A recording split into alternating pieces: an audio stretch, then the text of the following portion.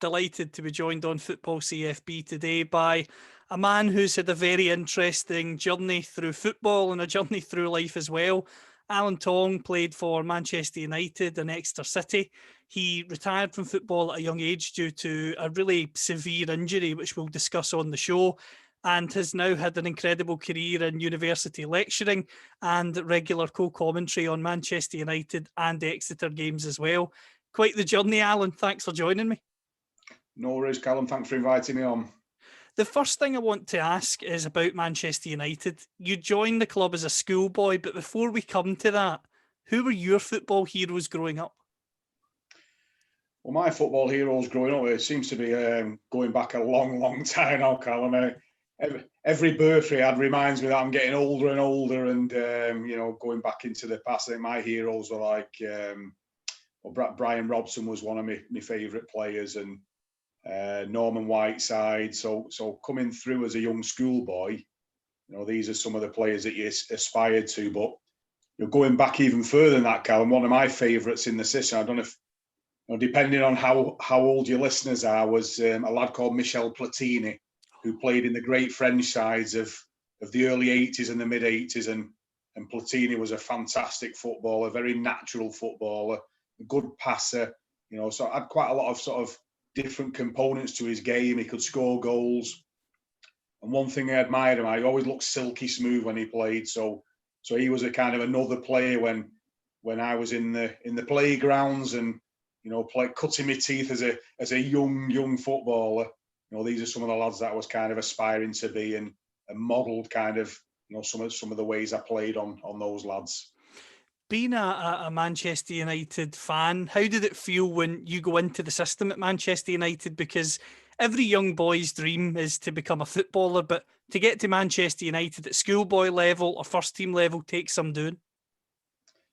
Yeah, it's, like anything else, Callum, if you've got a certain feel for the sport and you're decent at it and, you seem to be progressing okay in it and, playing for your schoolboy sides and then your town teams and your county teams, what tended to happen is those kind of games attracted scouts down.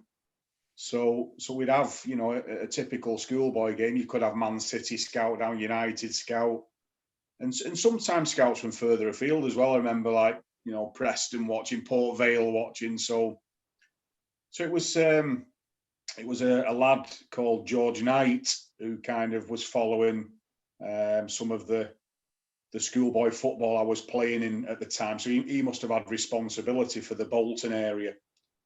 And how it worked back then is you used to sort of get invited to go and train out in United School of Excellence on a Monday night and a Thursday night. So that's kind of my first experiences of getting involved there. And I used to sort of go down on the 94 bus from where I live, Little Lever, and the training sessions used to be something like 6 till 8 or 7 till 9. And it was just getting that experiences of training in a professional club and playing with players who have, are of good ability and good standard. So I was doing okay in the Monday night and Thursday night sessions, and it was after a county game I was playing in for Greater Manchester, and a lad called Joe Brown and another lad called Tony Collins, who sadly died recently. They approached me mum and dad after the game and said, as well as the Monday and Thursdays, we'd like to invite Alan down for an extended trial over the Christmas period. So I remember going down, I think it was about the 28th of December, and I stayed for a week. Bizarrely enough, Callum, I stayed over the New Year, so you'd be involved in practice matches and training sessions on the 28th, 29th, 30th, and I stayed over 31st into New Year's Day, and we went watching the first team. I think they played Newcastle at home. So all part of that week, I was kind of involved in it's almost like full-time football, even though I was 14. And at the end of that trial, I did really well, and it was brilliant because a few of the trial matches you had Sir Alex watching, Eric Harrison, Archie Knox, Brian Whitehouse, who was the reserve team manager then, and even Sir Matt Busby was down having a look at some of the juniors. So it was quite amazing, really. So at the end of that week, Joe Brown approached me and a couple of other players that sort of were in the local area at the time and played in my schoolboy side, and said, you know, we'd like to sign you, we'd like to offer you schoolboy forms and a 2-year apprenticeship. So that was kind of like how it panned out. So I signed for United just shy of my 15th birthday. So I was about, I think it was early January 1987. And in terms of United, when you go in there, a lot of the former players, as you'll know, the class of 92 included, have spoken about Eric Harrison and the impact that he had on their career. Did you work with Eric? And if so, what was he like to work with at that time? Yeah, Eric was a tough, uncompromising. I think he was a centre half as a football player, and as a coach, he was hard as nails. To be honest with you, Cal, there was, you know, you go into the sort of the modern coaching styles within the modern day, where you're hearing, you know, question and answer, and, you know, almost like democratic style, and, you know, involving players in decision making. There was no decision making with Eric. It was like he said it and you did it. But from a resilience and from a toughness and from a, you know, bringing you on as a human being, I think he was brilliant. But, you know, the methods back then, the cultures were very, very harsh and very, very different to what they are now. There was a lot of ritualistic stuff, a lot of you know, doing things that maybe just crossing the borderlines in relation to sort of poor practices, really. And, you know, it was quite a harsh experience, but I think it gave me a good grounding. It gave me something to build on. And, you know, you look back on experiences and it's about finding meaning from them a lot of the time, and what you can take away from those experiences. And though you don't know it at the time, is almost doing you a favour, because at the end of the day, Cal, life is tough. It's a hard journey. And if you've kind of got, you know, this is maybe one of my critiques of the modern academy system, you know, it's almost everything's done for you in there. You know, you don't have to do anything.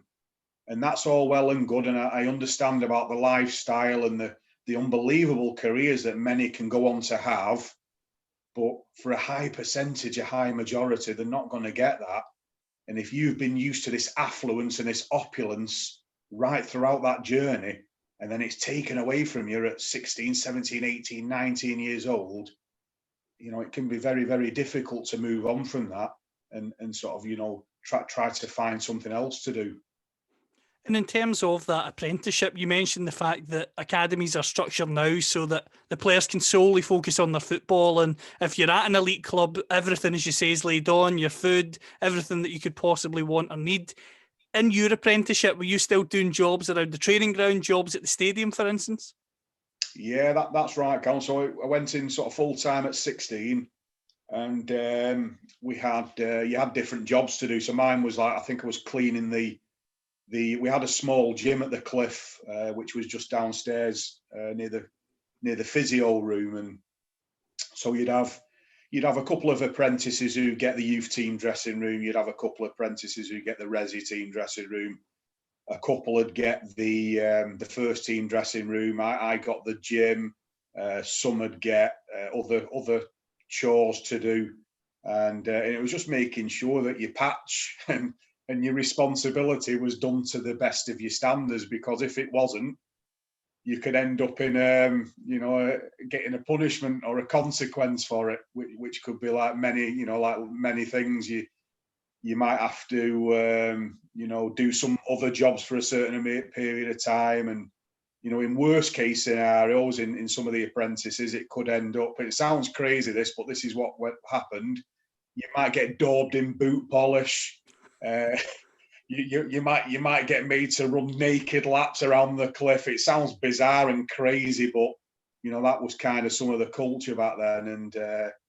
And it one thing it did, it made you grow up quickly, and it made you make sure that, you know, you were doing your jobs to a standard. You know, we had a couple of lads who got on they had to pump up all the balls in the morning for the youths and the resis and the first team to train with. And if any of the first team lads had said some of them balls were deflated or something, or weren't pumped up properly, you know, there'd be consequences to that. And exactly the same with bibs and cones. You know, if you'd not set the bibs and cones out properly, or you'd left a certain amount of bibs at the back at the cliff, because more often than not we used to go down the road to Littleton Road to train. You know, you'd have Sir Alex and Archie moaning like, where's the cones this morning? Where's the bibs? And you think, oh no, they've been left. We've not put them on the minibus, and it could be all hell to pay. So it's quite an interesting experience, Callum, a lot of the time.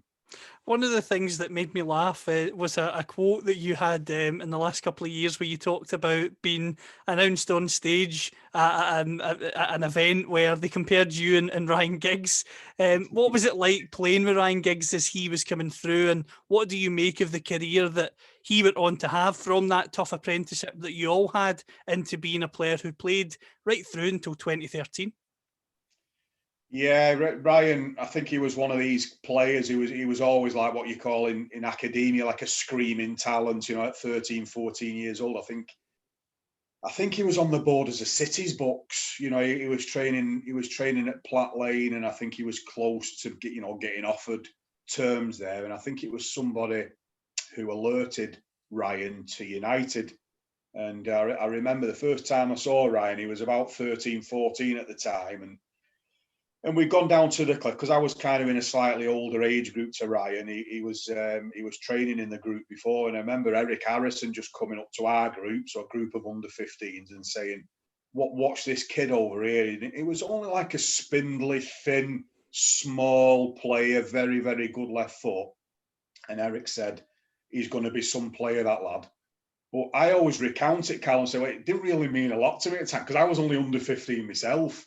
And you're looking at this lad and you're thinking, well, obviously Eric saw something in him, and you know, Eric didn't get that wrong, did he? Like, what an unbelievable career, 963 appearances, like God knows how many Premier League titles, European Cups, FA Cups. He did it all, Ryan, didn't he?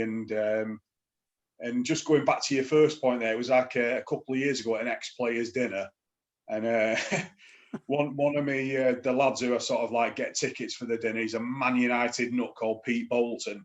He was just introducing me to a couple of the supporters, and he said, this is Alan Tonge. He said he played with Ryan Giggs in the youth team. He said before the careers went in very different directions. So I thought, oh, cheers, Pete, thanks for that. But you know, like, unbelievable. Ryan Giggs, like one of the best Man United players of all time, and just a privilege to play with him for a few seasons at the start of his career. Absolutely. And in terms of the team that you played for as a whole, I mean, obviously you've shared that brilliant anecdote, but the team you played in gets to the FA Youth Cup semi-final, which takes some doing. A lot of people talk about the Youth Cup and how many quality sides there were back then, and particularly through the 90s as well. And even now, I suppose, when you look at the investment of the likes of Chelsea, Manchester City, and even United as well, what was it like playing in that competition and playing with a group of players in your age group? Because, as I say, that competition is revered even to this day. Fantastic, very, very nerve-wracking. You know, because right through. I think one of the criticisms in the modern day. I mean, I wouldn't like to say that United don't take it seriously. Of course they do, but there doesn't seem to be as much, emphasis on that. You know, I might be wrong in that statement, but coming back to mid-80s, 86 when Sir Alex joined, I think that was part of his almost like his ambition and his kind of objectives was to try and get the youth sorted out. And, United have always tried to give youth opportunities right through the core of their history. And, we have fantastic youth team players in the early 80s and mid-80s, such as, like Norman Whiteside, Mark Hughes, Clayton Blackmore. And then I think when I just kind of started at the club, you had lads like Lee Martin, Tony Gill, Russell Beardsmore, Daniel Gray and David Wilson. They were kind of breaking into the first team. So I, always had good youth teams at United. So the first year that I got opportunity to play in the FA Youth Cup, we did well. I managed to get to the quarter-final. And what a bizarre experience, probably one of the lowest experiences I've ever had in football, where we played Brentford away, and we made it 1-0 in the 86th minute. And I remember, it was a lad called Craig Lawton who scored the goal, and I turned away and I thought, I can't believe it. We've not played that well tonight, but we're going to do it. We're going to get through to the semis. And you talk about agony and ecstasy. So the ecstasy of doing that, and then within 5 minutes, like Brentford had scored twice and turned it round to win 2-1. And after that game, Sir Alex and Archie Knox come into the dressing room, and they weren't very, very happy at all, because, like they said, like you just thrown away an opportunity where you had it in like the palm of your hand, and it kind of slipped away. And I remember Lee Sharp got a severe dressing down after that. I remember like, Archie telling him like, you won't be involved in the first team squad like if you anymore, and it was like crazy. But you know, from that, like Sharpie did all right. He was a good footballer, and but it just goes to show you how fortunes can change. And the season after, again, we did really well. We progressed. We managed to get to the semi-finals. Played Spurs at Old Trafford. At White Hart Lane the first leg. Old Trafford the second. First leg at White Hart Lane, not great. We lost 2-0, and it was a scrappy game. We didn't really play well at all. But like anything United, you're always hoping that you can turn it round in the home leg. And we got to Old Trafford, a decent crowd in Callum, quite a few thousand watching. And we had Spurs on toast. Absolutely hammered them. Hitting the post, hitting the bar, just consistent, constant pressure. I remember Giggsy going through a couple of times, one-on-one, just couldn't quite convert the chances. And it was just one of them games where it's not going to happen for you. We ended up drawing 1-1, so we went out 3-1 on aggregate. So I always laugh to this day and think, like, if Ryan had his shooting boots on that night, we might not have heard of the class of 92 and all the ones coming up behind him. You know, your Beckhams, your Gary Nevilles, your Phil Nevilles, your Nicky Butts, Scholes. You know, if we'd have won the Youth Cup, it might have been our crop who was getting all those chances and all that these lads went on to get. But, you know, no complaints at the end of the day. You know, you look at what they did and the, you know, the pressure that you've got to deal with and consistency of performance that you've got to find week in, week out. The scrutiny is incredible on you. You know, to do what they did is just unbelievable. And in terms of being part of a successful United team at youth level, how did you react when you stepped up to train with the first team? Because you even make a squad as well, which I imagine is something that is a pinch yourself moment, really. Yeah, brilliant. I mean, the great thing back then is like we were all housed in the same building, Callum, at the Cliff. So you were around all these great players on a regular basis. It wasn't disparate. You weren't in different parts of the building. So on occasion, it wouldn't be unheard of to have mass five-a-sides on the Cliff that had involved a couple of first team players and a couple of resis and a couple of youth team players. And then in the morning, how it used to work was you used to get Archie Knox coming down into the dressing rooms, and he'd say like, you know, blah, blah, blah. Alan, can you come with the first team this morning? You know, maybe with a couple of 2 or 3 other youth team players. And then, you know, you'd get your opportunity to go and do some training with them. And, you know, the one thing that I always remember is how difficult it was to get a touch sometimes, because you're going in with these quality players and it's like boom, boom, boom, boom, boom, the things are happening around you if you're not careful. But, you know, as part of your learning and development, you know, you just look at these lads and you think, well, you know, I've got to improve my game and improve some of the aspects of my football to try and get up to those standards, and not just from a technical perspective, but from a psychological perspective and from a fitness perspective as well, you know. And the fitness of these lads is like a polar apart, and it's like you think the youth team and the reserves and the first team, it's like it's huge. The difference is quite wide, you know. It is quite enormous. And I remember Brian Robson was coming back from fitness. I think he'd had a problem with his hamstring, so he was just coming to training.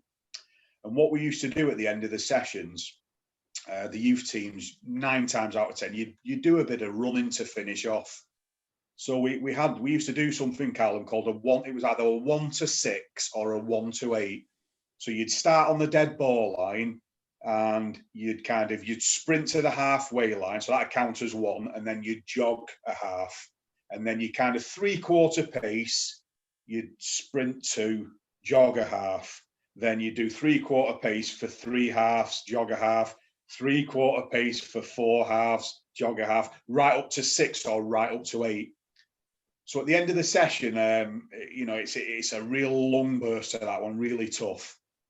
So prior to that, Brian Robson had approached Eric Harrison and he said, can I come and join him with the running to get him fitness in at the end of your session? So he said, yeah, no problem. So we'd start off and, 1 jog, 2 jog. So Robbo would be up there. Anyway, the heat starts getting turned up about your 3s and your 4s and your 5s, and your lungs are on fire. And I remember getting back to the dead ball. I'm thinking, I'm doing quite well here. Like, I'm up with the groups, and then, off you go on your last one. And then all of a sudden, it's like a top racehorse just appears on your shoulder, Robbo. And it's like that, if you look at like some of the great jockeys, they're holding on to the horse and like they start looking round at the others as to say, are you here? And he comes steaming past, and I'm thinking to myself, my word, I've got such a long way to go yet. That, as you say, is just such an insight, because so often, and you'll know this from your time working in football as well, as football fans, we see these icons on a Saturday and we think, wow, they're brilliant footballers. But what we sometimes forget is they have to put in that effort, as you've just said, what Brian Robson did. And on the training pitch, sometimes I imagine you see even more determination from them, because maybe they want to get out of a poor vein of form, or they need to get back to a level of fitness that they're happy with. Absolutely. You go right back into the 60s, Bill Shankly, he come out with this phrase, Callum, you train as you play, and you see a lot of training in the modern day that's well monitored and it's measured, and, you've got to look at fatigue levels, and, all the science has come into modern football. But back then, I heard Scholesy talking on BT a while ago, like it wouldn't be unheard of to have fights. You'd come off with like blood all over your shins, and it's just the way that's the way the culture was. I remember an 18 game at I think we played. It was Crewe at home, and Eric, we played Bolton Wanderers 18 the week before, and Eric after that game said, "Oh, Robbo's going to be playing next week because he's coming back from fitness." So I thought, oh, fantastic! So it's a great opportunity to have a look at what he does, how he prepares, what he's like in the dressing room. Just sort of observing the great man. So I thought, he's just going to take it easy, for the first 5 or 10 minutes. He'll get on the ball. He'll just, work his way into the game. He'll weigh things up, and he'll just get his little passes going.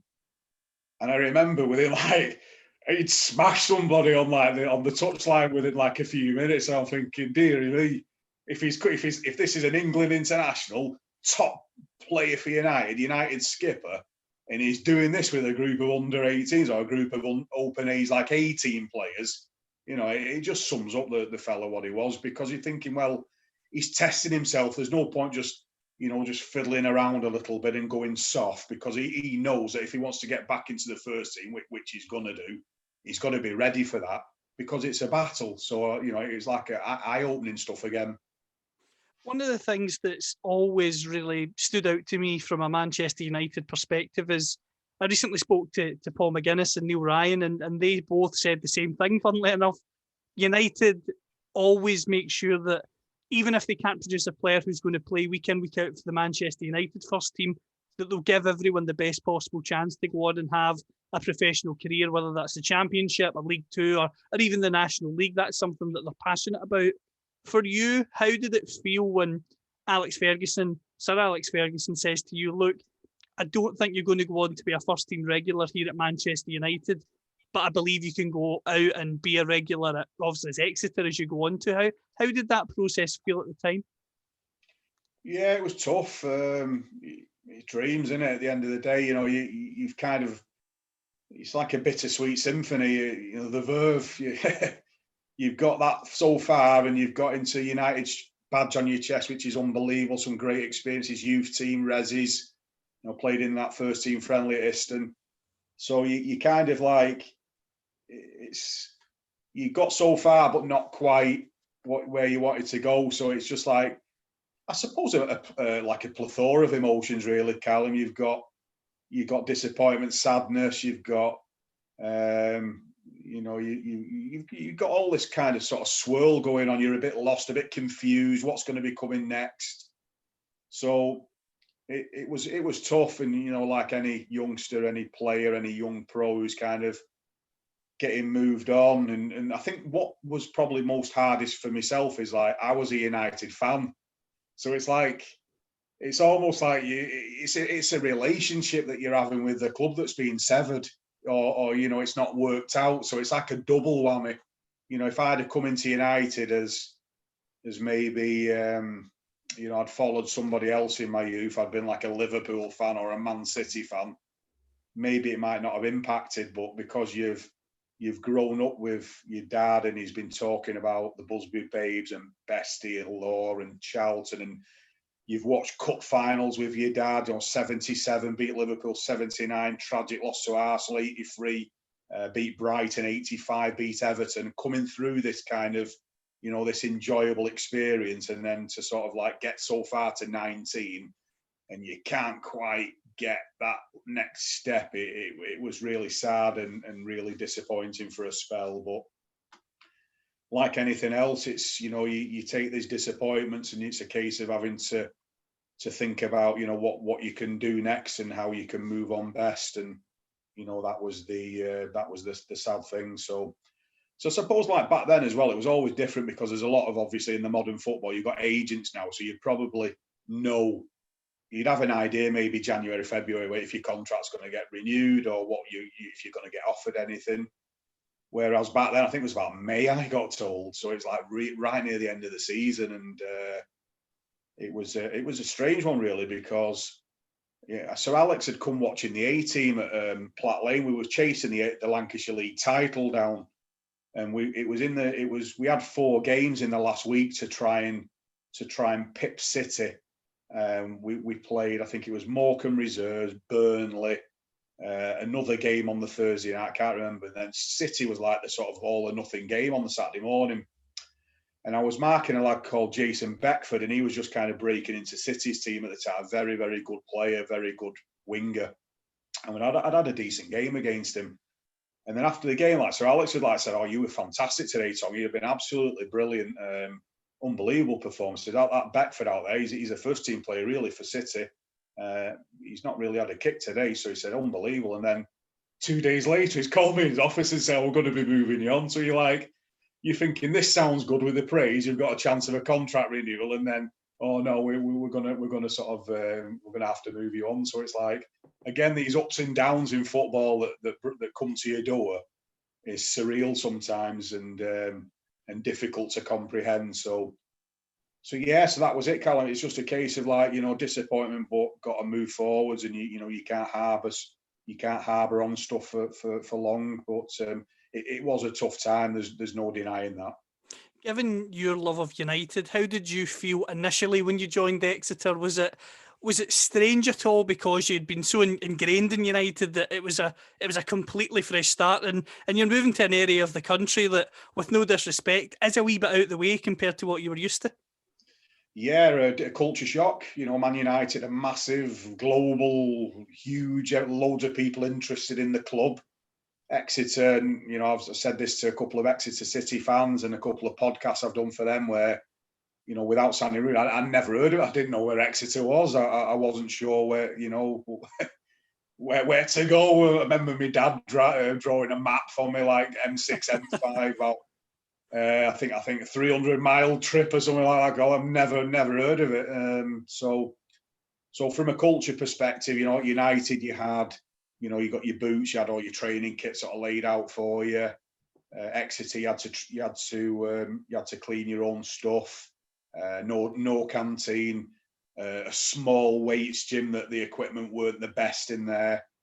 So, but you know, I'm quite a grounded person. I think, working class background. So those things, like I didn't have any ego like that, Cal. I'm not like that as a person. So, and what it transpired to be was some of the best parts of my life. I really, really enjoyed it in Exeter. Got the chance to get my career moving again. Played with some good players, and I had a great few years down there. Really, really enjoyed it. I was just about to say, I mean, obviously we will come to your career ending early, but I always think it's very important to for you especially, you'll know this better than me, to remember the years that you had there, because you're still very highly regarded by the fans, which to me shows you made an impact on that football club. Yeah, I mean, I played in a couple of decent games. I think one of the games that stands out was like the local derby against Plymouth Argyle, and I think if you can do something in your club's history where you've contributed or you've had a good result, it's like Man United, City, Everton, Liverpool, Portsmouth, Southampton, the Yorkshire derbies, the Midlands derbies. If you contribute in one of those, I think you get, a little bit of kind of like thumbs up sort of thing. So I've done really well in in one of the Plymouth games, and I put a decent cross in for the first goal, and I managed to have got man of the match, and I think that sort of right just gives you that little bit of credibility sort of thing. So, and it was good. I played in some decent games and that, and like I say, just managing to get my career moving, and then the second kind of disappointing hurdle appeared, and I ended up with a serious injury to my back. You saw it again, just another really, really tough thing to deal with, and a really tough time. In terms of your injury, and I don't want to take you down a path if you don't want to talk about it, so feel free. But yeah, it's fine. Yeah, it's a very serious injury. It was a very serious spinal injury. You just earlier on, you talked about how much you loved United, how much you wanted to be a footballer. You're playing for Exeter. You mentioned that memory against Argyle. There's clearly happy memories there, but it's taken away from you, and it's in a heartbreaking fashion. And the question I want to ask you, and I know it is quite personal, but how did you cope with that mentally and physically for the couple of years afterwards? Because, as I say, I'm a massive football fan, and I would give my right arm to play for Man United or Exeter or any professional club for just 5 minutes. You managed to get yourself into a position where you were playing regularly, you were highly regarded, and it's all taken away so soon before it's really started in your head as to where you want to get to again. Yeah, I always look at it. It's like, if the best way to kind of explain it, Callum, is like, I just feel as though it's potential not realised, if that makes sense. I know a lot of players who come through football and they might not get to the levels that they have aspired to or they've expected to get to. So I always look at it that it's just sad that your kind of career's finished at 24 or something, and it's like all these years that you could have done something, you might have climbed back up the leagues again, and so that's the kind of the first disappointment. And I think the second one is almost coming out of football is really tough, because it's something that you've known for a long time. You've been playing in the garden since you were 4 or 5 year old, and then you get to 22, you have a serious spine problem, you try and get your rehabilitation done, and then you're out the game at 24. It's replacing the kind of the uniqueness of the sport that I found very difficult. So it's almost like your future that you're seeing is not there anymore. So you almost, you almost fall into this kind of this loss, this space that's really challenging, and I think I went into sort of denial for quite a long time. I couldn't accept I wasn't playing anymore. You end up spending more time down the pub than you should do. You're getting into bad habits, like you're gambling quite a lot, and it's just that, like, it's just that sort of you don't know who you are. You've just, your identity that you had as a football player has been obliterated, but then you've not got another trade or another job to go and do.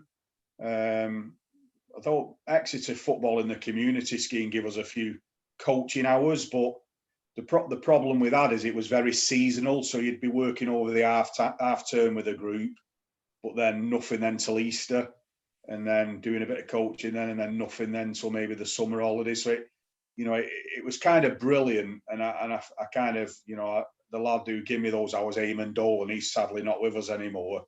I thank Eamon so much for that, but I needed to consider something else, and that was the difficulty. It was plugging the gap from coming out of football to moving on properly, and it took me a few years to do that. I think I almost tried to fill that space with quick fixes, I did a lot of driving work, van driving, multi-drop, working in a warehouse for a bit, worked with the Royal Mail for a bit, worked for a company called TNT for a bit. So picking up work, but not really, I think, finding myself again, if that makes sense. So probably the best decision I made in my life was probably I got to 28 years old and I decided to go back to university and do a degree in sports science. And I think that was probably the start of the rebuild. If I'd have had more people talking to me and giving me advice at maybe 24, I might have come to that decision quicker. But I just kind of like I just got lost and I just weren't sure what to do next.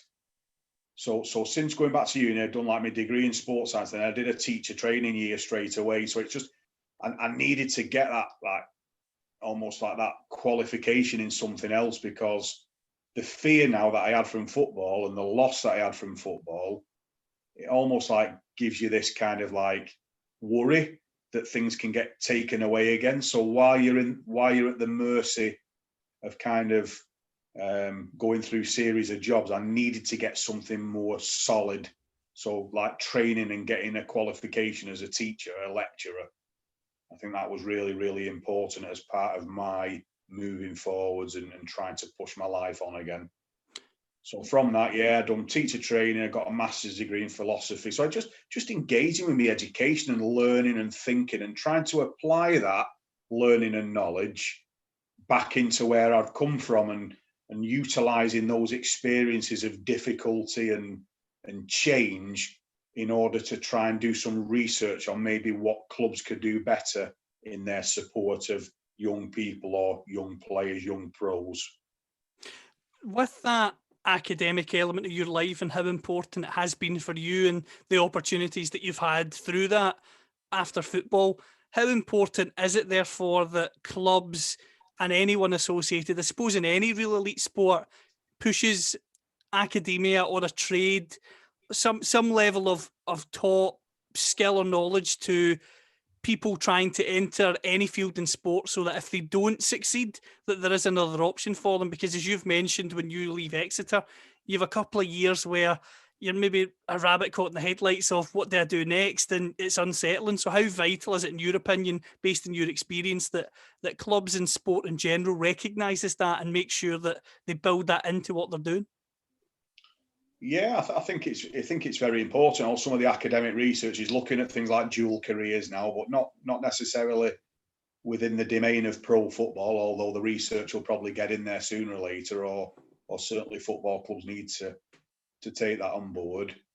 But I just think it broadens you as a person. You don't have to be academic, Callum. It could be you might learn to play a musical instrument or learn a language or do your coaching awards, and just something that's pinned around you, as opposed to, becoming a footballer. Football is a brilliant life. It's a great life.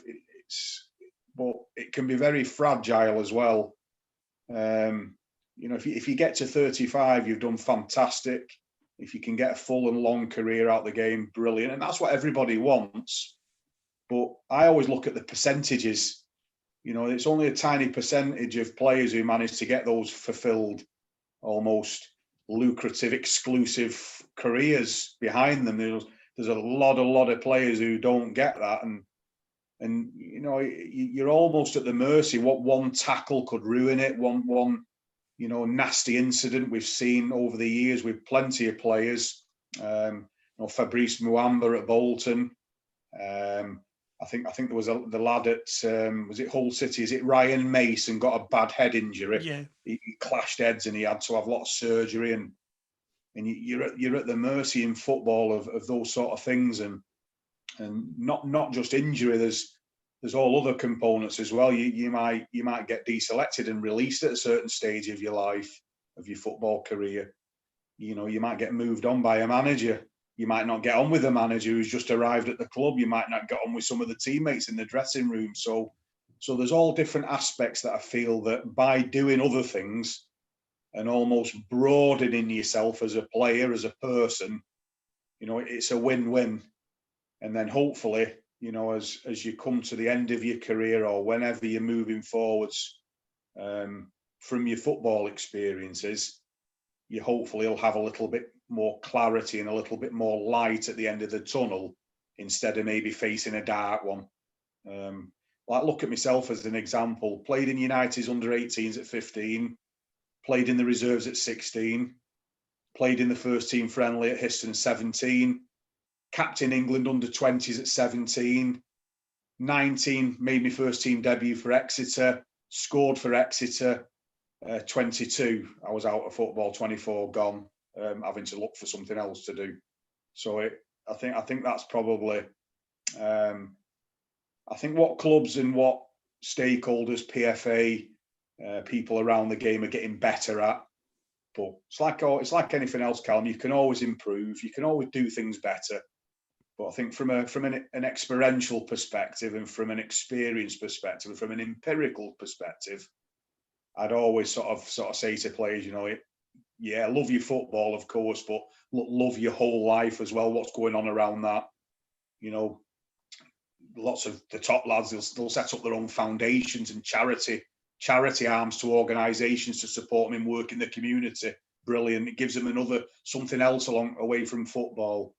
Go and coach some youngsters. Go and work with disabled groups in the community. Go and do a little bit of coaching. I mean, it just broadens you as a person and brings you on as a person. I think that's critically important. It just flattens the ego a little bit of a player, because egos can sometimes run amok. They can get out of control, and in doing little things like that, it just keeps you grounded and keeps your feet on the floor. And I think that's really important aspect. As well as teaching and lecturing, which you do at UCFB, among others, you're still commentating regularly for United games and for Exeter games. How much enjoyment do you get out of going to Old Trafford and also down to Exeter? And there's a second part to that question. How strange has it been for you, considering there are no fans in grounds, which you and everyone's been so used to for many years? Yeah, absolutely. So the radio stuff really come out of nowhere. I think it was a few years ago now. Bill Rice, who's the head of sport at BBC Radio Manchester, he dropped us a message. I think it was via on social media, and he said, "Do you want to come on this programme called Red Wednesday?" And what it was just a programme on a Wednesday night, 6 till 7, just talk about United for an hour. What's happening, how they're doing in Europe, how they're doing in the league, what the players are doing, like who's in form. Brilliant, really enjoyed it. Like anything else, Callum, very nervous when you first go on there. It's different, I've not talked on the radio before, but I think with experience you get better at that. And then, I'd done that for a few years on occasions, which was brilliant. And then it was, I think I was driving home from work, and Bill Rice had messaged me, and he said that someone from Exeter's been on Radio Devon. Exeter are playing Macclesfield over this next week or so, and they was asking if I knew anyone in the area who could maybe jump on as a summariser. So he said, "I thought of you, because obviously you went to Exeter after United." So I said, "Oh, brilliant." So I spoke to a lad called Alan Richardson at BBC Radio Devon. And for the last couple of years now, 2 or 3 years, I've been doing work for them when Exeter come up into the north, which is, like this season, obviously it's been curtailed quite a lot, but there's Salford City, Scunthorpe, Port Vale, Walsall, Oldham Athletic, Grimsby. They're all in. There's quite a lot of clubs within a domain. Barrow, Harrogate, Bolton Wanderers. So it's been a bit curtailed this season, but hopefully early April, I've got a couple of games that, if everything goes all right, I've been given the Port Vale game on the 2nd and the Barrow game on the 13th. So I'll go and do the summary work on that for Radio Devon. So yeah, so really enjoy it. Something a bit different, something that that you never really think about until you get involved with it. I've never really thought about the media side, but it's just something to try, Callum. I mean, I was lucky enough a few weeks ago to get the summary work for the FA Cup game, Man United v Watford at Old Trafford, and I worked with a lad called Liam Bradford. Liam, fantastic commentator, and that was a great experience as well. And just coming back to your second part of your question, yeah, very, very strange not seeing. It's almost like ghost towns when you're walking around the grounds. I remember right at the start of the season when Exeter come up to Salford and all the shutters are down on the kiosks. There's no fast food. They'd all be buzzing on a match day, wouldn't they? With fans getting the burgers and the pies. Part of the culture of going watching the game, and it was really sad. It really hit home how really sad it was, and I'm just hoping and praying now that over this next period the fans can get back into grounds and we can start moving again, because fans are everything, aren't they? They make the atmosphere. It's all about the singing and the culture and the day, and we need that, and the players are probably be thinking the same as well, Callum. They want them back in. It must have been surreal experiences over this last 9 months or so playing behind closed doors, and it must be tough for players, because we've seen some really random results, haven't we? So fingers crossed that can start happening over this next 2, 3, 4 months or so. Absolutely. And just a few quick fire questions before you go. And thanks for being so generous with your time. No problem. Best players you played with in your career at Exeter and United? Yeah, so Man United, definitely Brian Robson. Again, you could probably talk. The great thing with United, Callum, is it's just like somebody saying, like, what's your best 11 of all time? You could probably pick 10, 11, 12 best 11s and still have like a quality team. So off the top of my head, Brian Robson, Norman Whiteside, class, Giggsy, brilliant, Stevie Bruce, Gordon Strachan, Paul McGrath, Dennis Irwin, Andre Kanchelskis, unbelievable footballers. Exeter, some good lads. I played with something like previous England internationals that were from in the 80s. Stevie Williams was a top player. Stevie Moran, great centre forward. Ronnie Jepson. I think Ronnie's still involved. I think he's at Cardiff under is it Cardiff?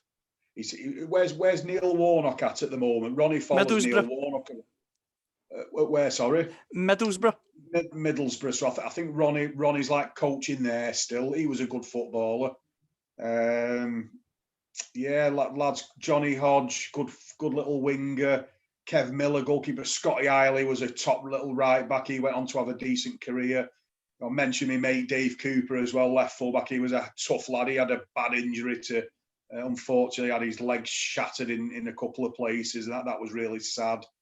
So just off the top of my head like that, they were like some of the standout players for Exeter City. So in that respect, very, very fortunate, very lucky to be around these lads and play with these lads. And, I count myself, even for a short amount of time, very fortunate.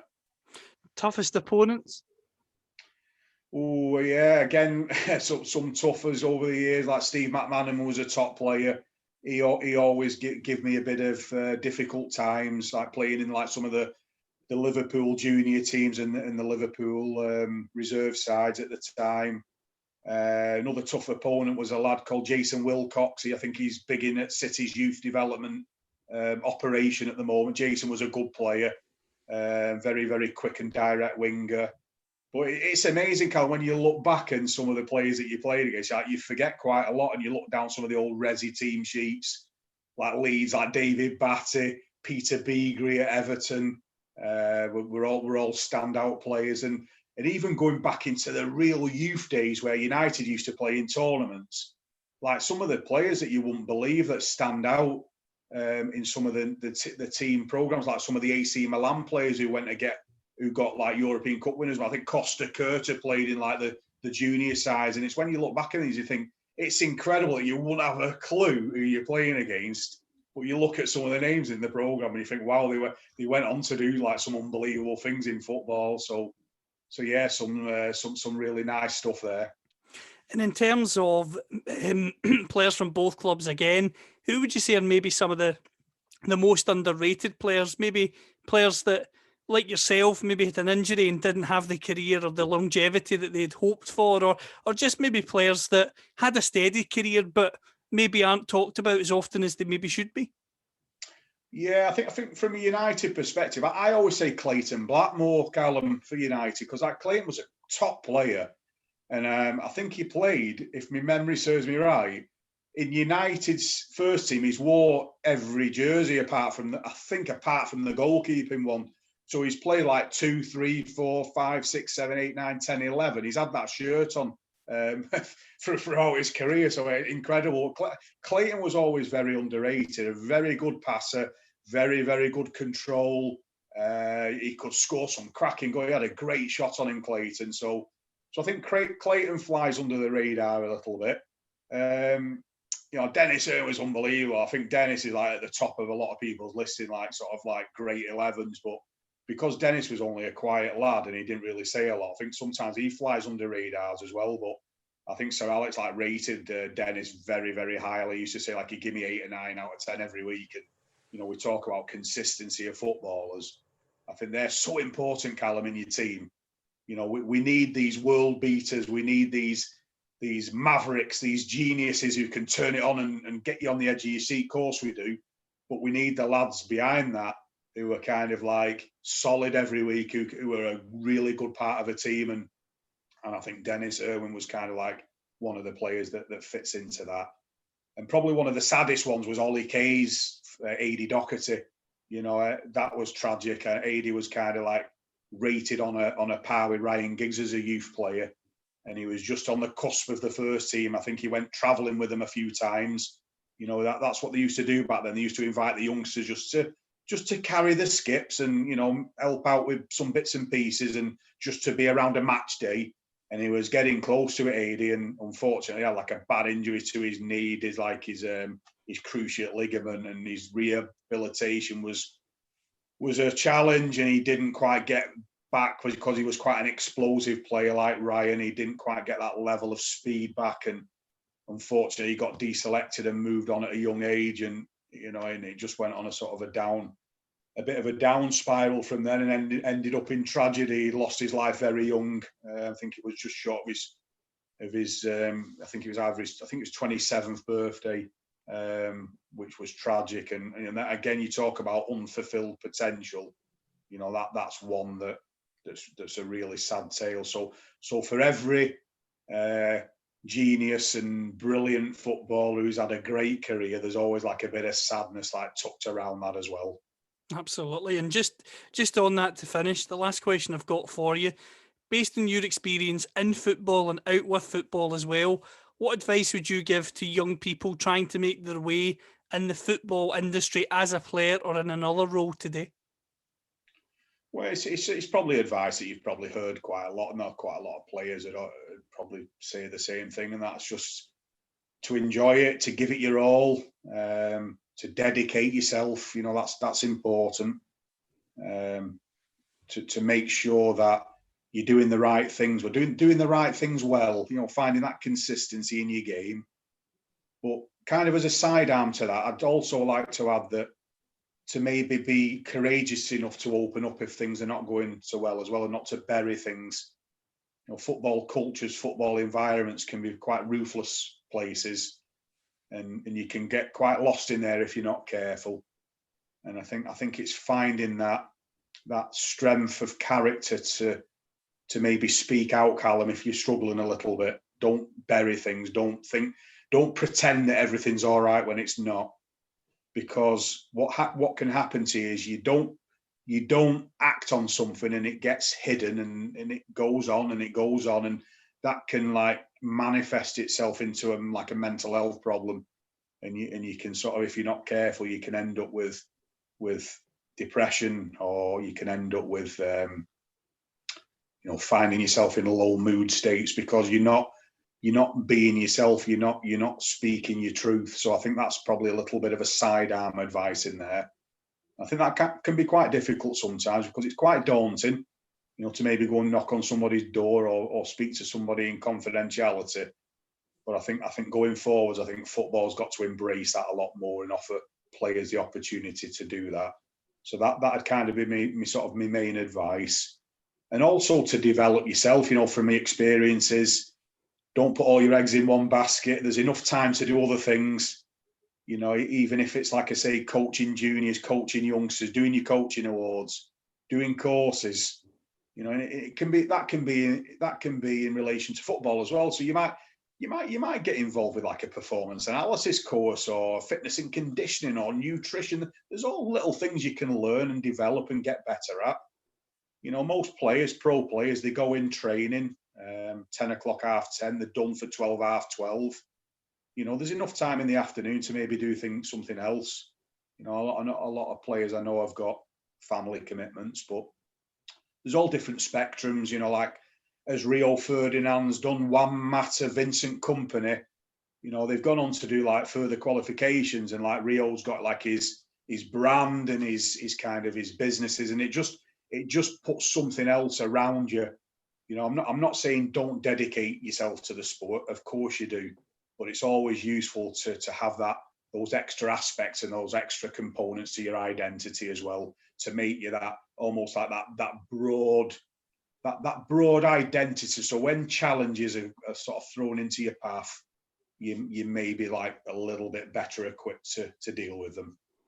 Brilliant, Alan. It's been an absolute pleasure. Thank you for joining me. Thank you, Callum. Thanks for inviting me on. You know, really enjoyed it, and it's always good to share and reflect and think about some of your tales in your journey as well. And you know, thanks so much for doing that.